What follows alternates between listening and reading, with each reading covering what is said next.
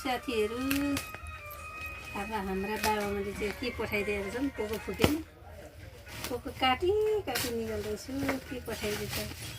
ओहो हरिया काँक्रा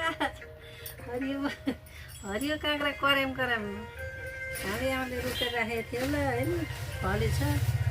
यस्तो भएछ अनि पठाइदिएका रहेछन् हाम्रो आमा 3 महिना काठमाडौँ बसेर गएको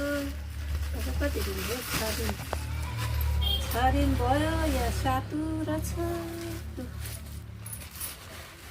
हाम्रो आमाको परिश्रम के पठाइदियो होला त हाम्रो आमाले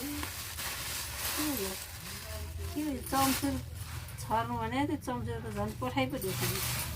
चम्चुर सातु के होला त के पो दाना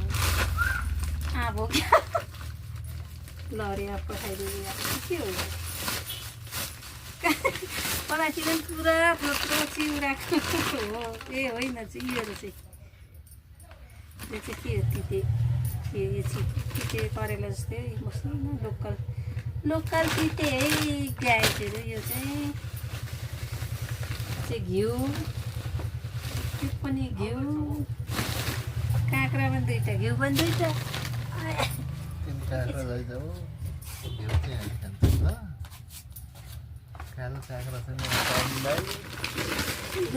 तिते करेला र यो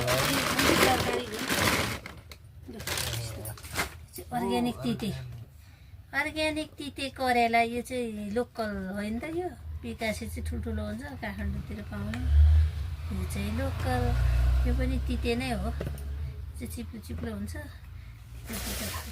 करेला चाहिँ घिउ चाहिँ यस्तो छ है 3टी छोरी एउटी नातिनी एउटा ज्वाइँलाई होइन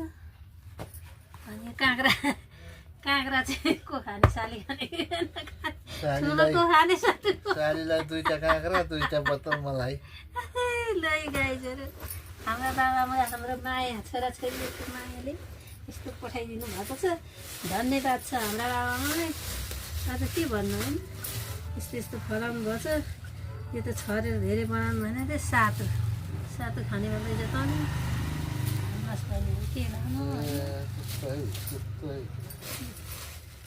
आजको भिडियो चाहिँ धेरै धन्यवाद हाम्रो बाबामाले बाबुले बनाएको घिउ हो कि किनेर पठायो होला नि त है यो घिउ